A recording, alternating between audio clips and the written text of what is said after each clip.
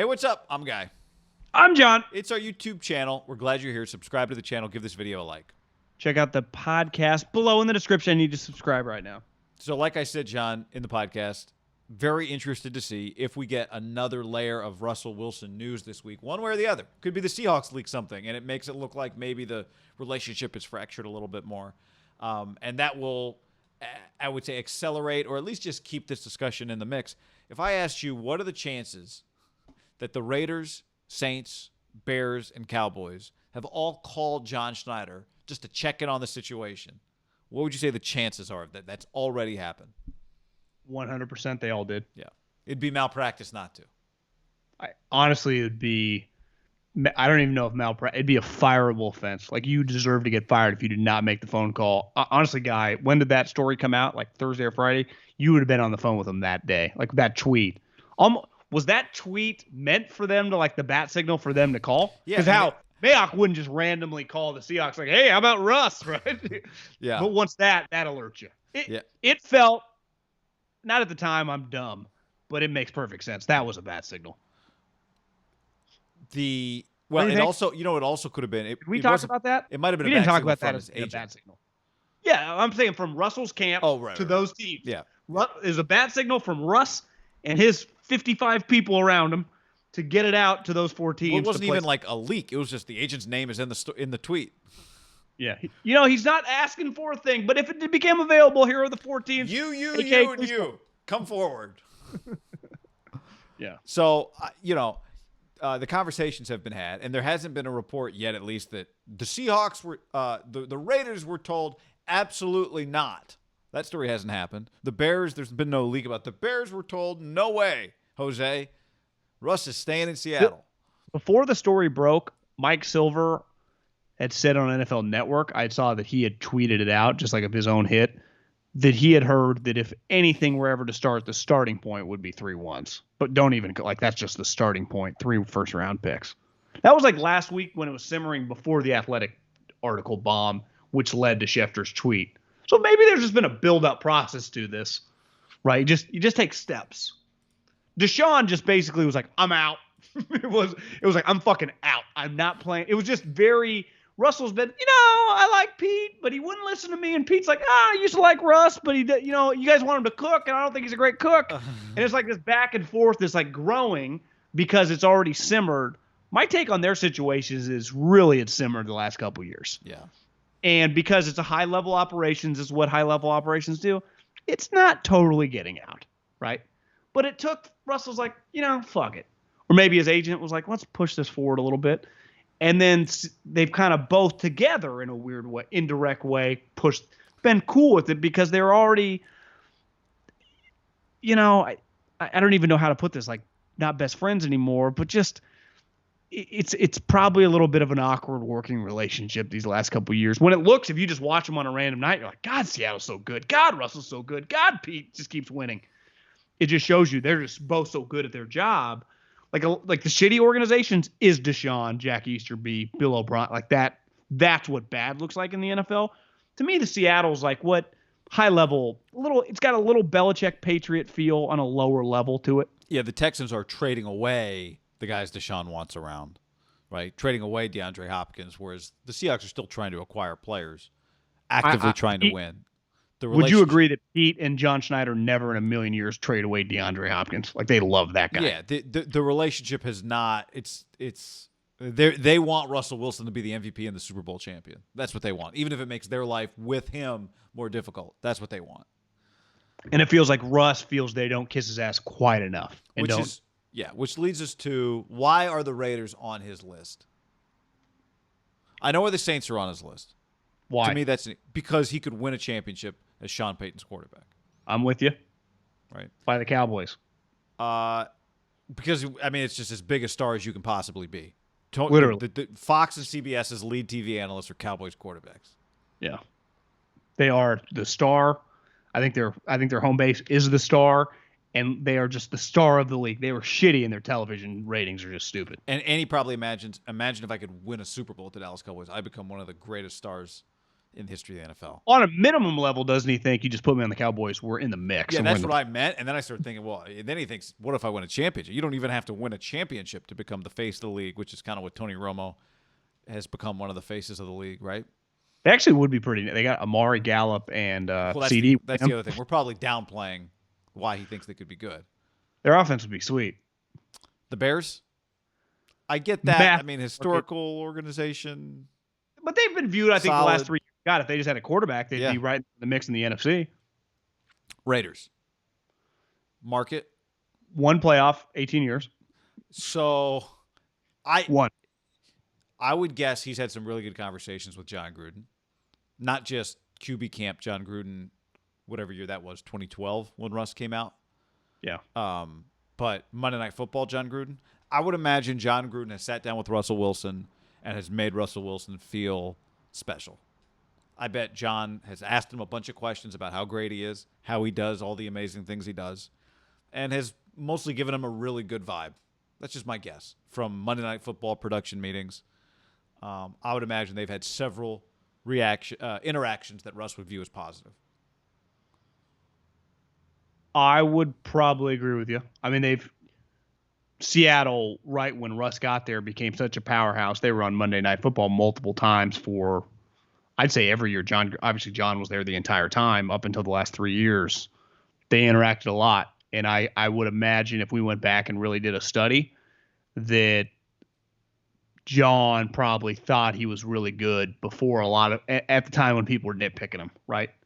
Because in fairness, like, he was carried, by a defense and a run game, but he would make these extraordinary plays. So yeah, and I think a huge element has to be, like, Vegas is a sweet place to play if you're a player. It makes huge money, no state income tax. He's been on the West Coast now for a while, still on the West Coast. He's got a place in L.A., right? Easy shot from LA, yeah. And there's a market, like, you could be the first superstar in Vegas. Because let's call it what it is. Like, they don't even have, I wouldn't say anything close to a superstar in this team, right?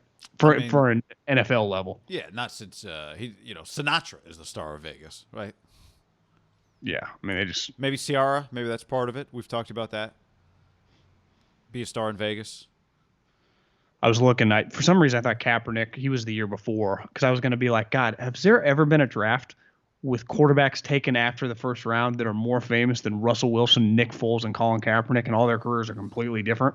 But it was the same third round. I think it still rings true. Has there ever been two quarterbacks taken in the third round who are more famous in the same draft than Russell Wilson and Nick Foles? Both of them just are legends in the NFL for different reasons. That's a great call. If who else went? Were there any quarterbacks go in the second round of that draft? Luck was the first one. Were there any second round quarterbacks? Osweiler. That was the only one.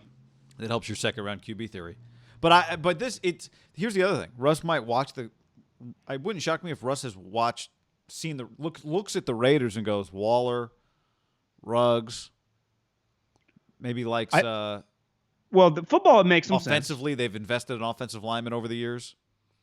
I think from a brand standpoint, because Russell's going to look at any team like, I can win there.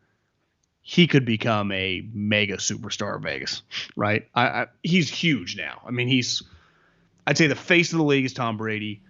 Then there's that next tier, which is a little lower because Tom's just elevated himself. He's on that next tier. If it's, I'd say Rodgers, Russell, Mahomes, Gronk, like a short, maybe JJ, like a short list of just rock star superstars that just enormous followings that are big, that are kind of like NBA players. He's on that list.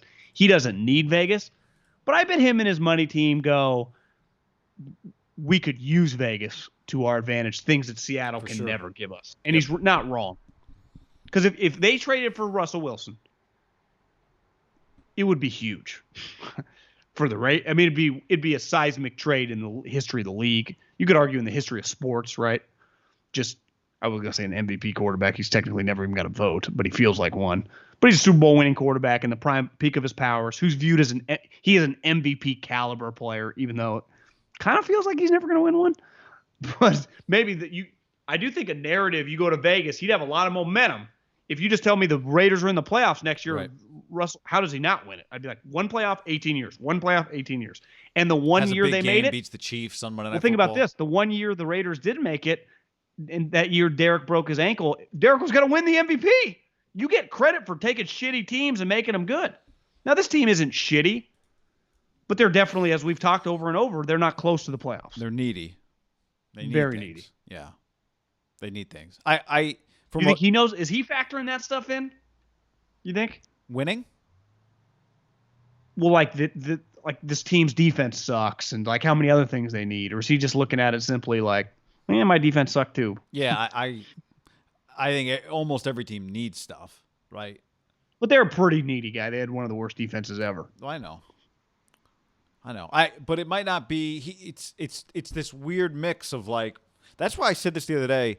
The teams on Russ's list are all. They're not. There's no like common theme to them. Like they're different in their own ways. It's not like the Saints, the Steelers, and the Rams. You'd be like, oh, 3 playoff teams, 3 teams he thinks he can win a Super Bowl. Or like the Rams, the Chargers, the Cowboys, the Jets, the Giants. I'm like, all right, I get it. Now, you could also argue, well, go to the Saints and win, you're a star. Go to the Bears and win, you're a star. Go to the Raiders and win, go anywhere, really. But he's winning now and he's a star. I know. Right? So it's this whole mix of, you know what? There is one common thread between the four of them. They all have offensive head coaches, which seems like, from reading that article, was it Wickersham? There is this. He feels like the offense kind of that we don't play offensive football, even though as you pointed out to me. No, Wickersham was the other guy. It was Sando and his crew. Oh, that's right. It was the Athletic guys. Gruden's style is kind of Pete Carroll's style. Yeah. But Gruden does, he makes you think he wants to throw some bombs, do some stuff. He feels the way he's talked about, like more offensive Peyton, Andy Reid, when really he's just like slamming Josh Jacobs and throwing play action shots to Waller. But it sounds cool in theory. And has Russell like broken down Gruden's return? His tendencies on 3rd and long are exactly what I'm looking for. Pete doesn't do that. No, that's not the case. I think love we his know. list to have been Bucks and Chiefs. The one thing, the moment that was tweeted out by Schefter, the only team that has a true starting quarterback under contract is the Raiders. Right. Now, like the Cowboys, Dak is a franchise not under contract. The Bears, Franchise Foles tags probably due next week. get cut at any moment. And then who was the other? Saints. The Saints literally don't have one. Breeze is going to show up the first meeting like, hey, guys, what's Russ doing here? Like, oh, Drew, we never heard from you. Yeah. I wonder if Drew's like, hey, guys, I'm playing for the minimum. I'm back. And they're like, oh, actually, we're just, it's a good minimum, fantastic. Yeah, thanks for the idea, but I thought we were looking forward to retirement with you, bro. Like, what? We had this position. Honestly, in the do you think office. the Saints would they want him back for the minimum? I don't think so. I think they're ready to move on.